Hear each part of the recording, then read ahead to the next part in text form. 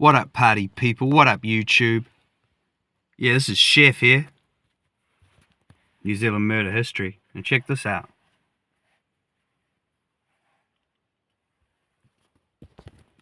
The show's going to discuss an attempt murder, plus arson. It's totally not suitable for children. Kids click off. And anyone suffering from PTSD, or who may have been in a bad fire before, also click off and seek support from your GP, or call one of the many 0800 numbers available. Let's set this camera up.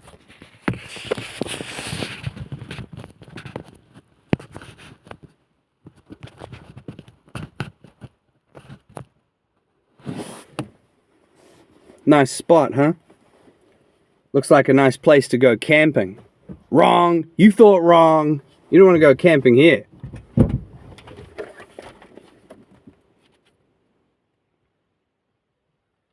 But anyway, my show is just for educational purposes and not to cause offense to anybody.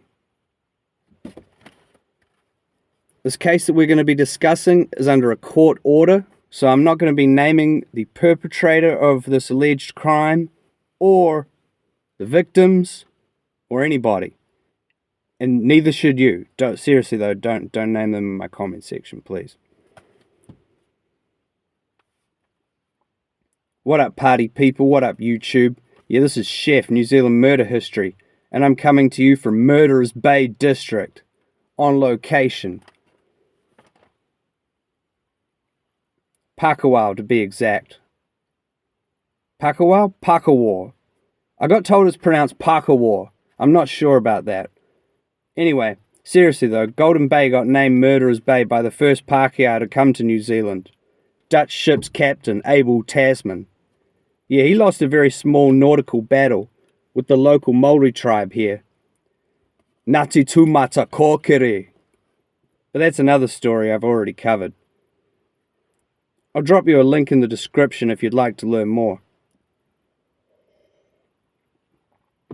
Anyway, I don't have an entire scripted podcast for you today. I'm mostly just reading an article from stuff.co.nz. Journalist Hayley Gale, written January the 7th, 2011. Shout out to Hayley Gale. Thanks for the article. Man charged with attempted murder. And of course you can find this on www.stuff.co.nz. But I actually think, if I'm not mistaken, that this article was at least at first written for the Nelson Mail, which is a newspaper here in Nelson. But anyway, let's read it then.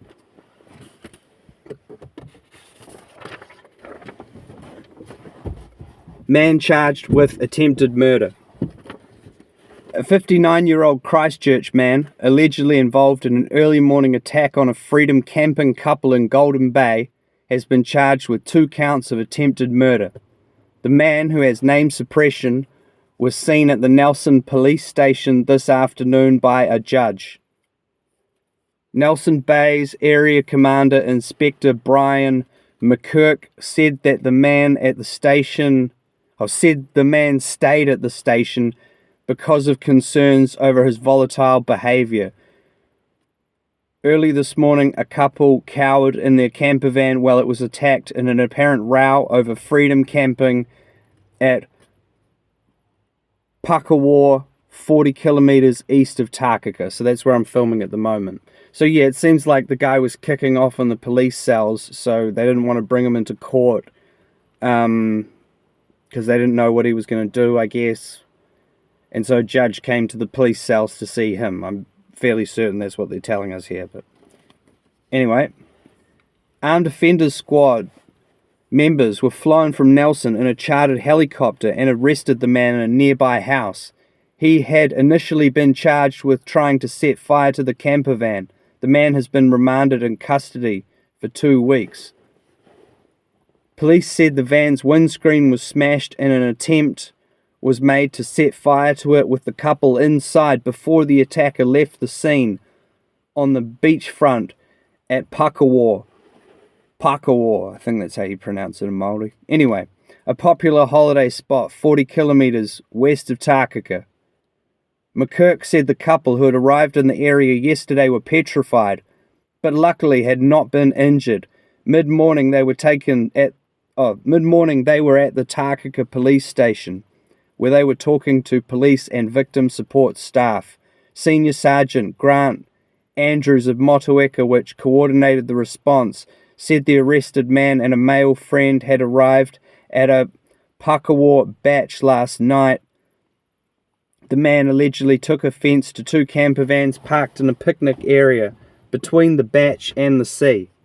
So that's where we are right now. You can't see the sea because those little shrubs are in the way, but it's right there. It's actually really nice out here. I went for a walk before. It was wonderful. But anyway,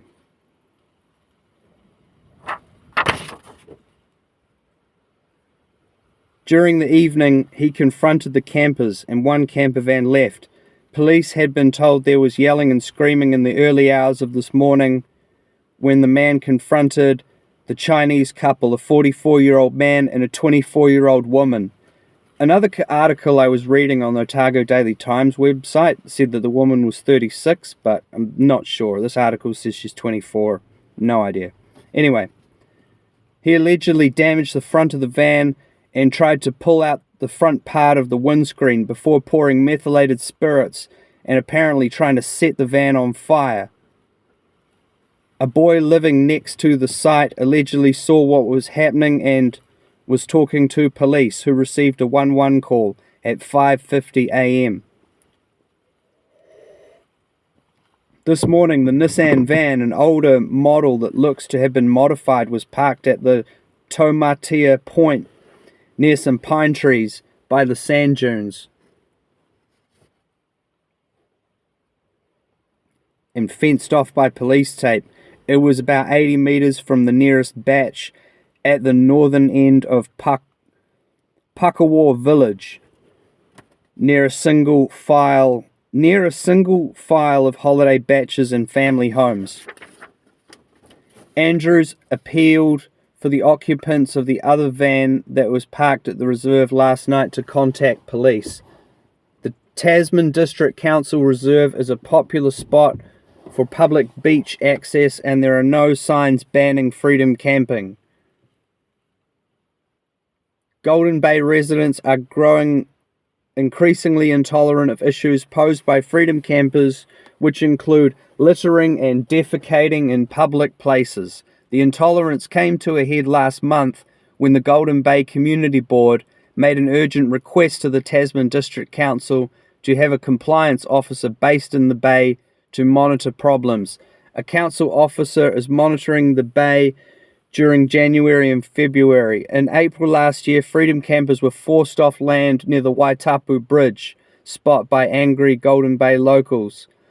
Pakawau Old School House Cafe owner Robbie Duncan, who also owns the Pakawau Beach Park 500 meters from where the attack happened, said he knew the arrested man, and he was a bloody nice guy.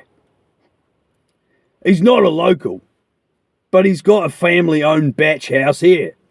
He comes up a few times a year, and he's one of the nicest guys who comes here. But he's obviously got a few issues at the moment. Duncan said his phone had been ringing off the hook this morning with people worried about what was going on, but he hadn't heard anything nor seen the helicopter. But it sounds like a pretty typical day around here in Pakawau. Oh, man. Anyway, timeline, 5:50 a.m. Police receive a 111 call. Takaka police respond. 4 armed offenders squad, AOS members and a police dog are sent by helicopter. 7:25 a.m. The old Pakawau school site is cleared to land 2 helicopters with AOS members on board. 7:30 the AOS surrounds a camper van. 7:40 a man is arrested and victim support are called in. 8:25 ambulance and fire service are stood down. The Nelson Mail. So yeah, it says the Nelson Mail at the end of the article, so that's why I said it seems to be originally written for the Nelson Mail. So yeah, that's pretty hardcore response, you know. someone camping up. They didn't like them, but who knows? Could have been racism against the Chinese, other factors at play. I don't know. So this is the camper van. What's left of it after it got smashed up and yeah, bloke tried to set it on fire. And over here, this is just a picture of the cops, and they're just, you know, standing at the road,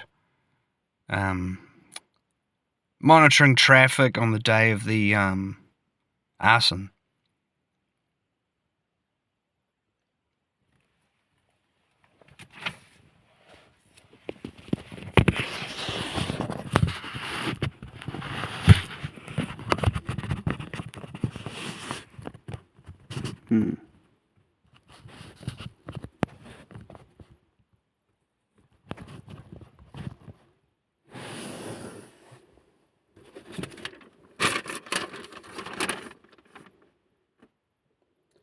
So obviously, this 59-year-old Christchurch man, he don't like freedom campers.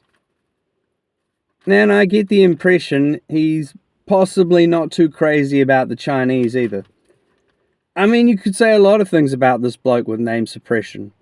Robbie Duncan, the owner of the old Schoolhouse Cafe, calls him a bloody nice bloke. Okay, Robbie. I guess you do know him better than me. I mean, I don't even know his name. But I gotta tell you, I'm not so sure about that. But I'm also not sure about the attempt murder charges either. I mean, the article says methylated spirits. I mean, yes, it starts a fire, but it's not as explosive as petrol or something, you know? It's not jet fuel. Now, if either the woman or the man had mobility issues, like they needed a wheelchair or 2 crutches to get around, well then, yes, that would be an attempt murder. But to me, this 59-year-old bloke with name suppression, he falls short of being a bloody nice bloke, but from the limited information available, it sounds like he was trying to run the Chinese couple out of town. I mean, like, how are you going to go freedom camping now? Your little house truck's on fire. Good luck with that. And I don't really know why I'm sticking up for this bloke. I mean, I do think he should sit in jail for a hot minute and think about how it all came to such mayhem. But attempt murder? Nah, I'm just not sure murder was really what he was aiming for, you know. I read another article written for the Otago Daily Times called Attempted Murder Charges After Camper Van Attack, written on the 24th of January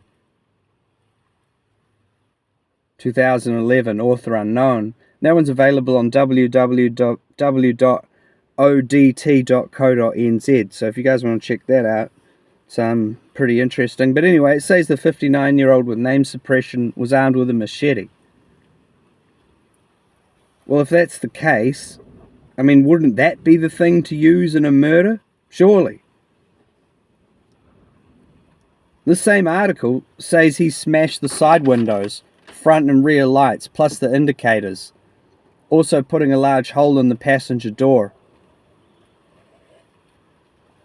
Well, anyway, I'm not sure how this all played out in court. Like I said, information on this case is limited. If anyone does know, message me in the comments. But like I said before, don't name this guy or the Chinese couple from Hamilton. All their names are protected under a court order, so we'll just have to leave it at that. But what do you think, boys and girls? Was this an attempt murder?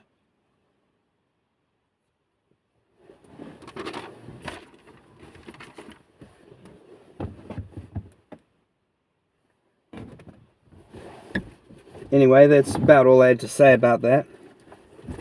Hope you found that interesting. There's one other thing I want to show you while we're out here.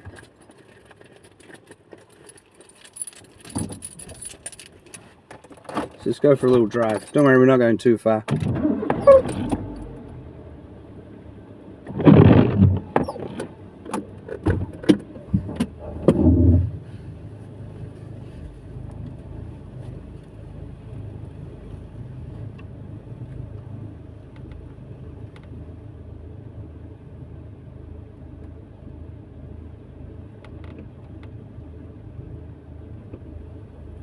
Yes, this is my new phone.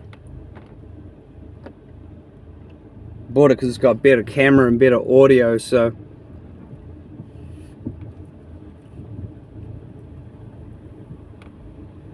bring you guys some better quality shows, you know?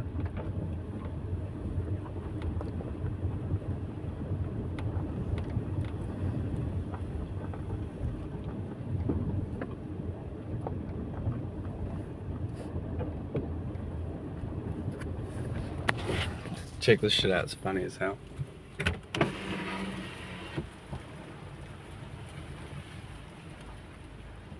Tomatia Point Reserve. No overnight parking, no fires.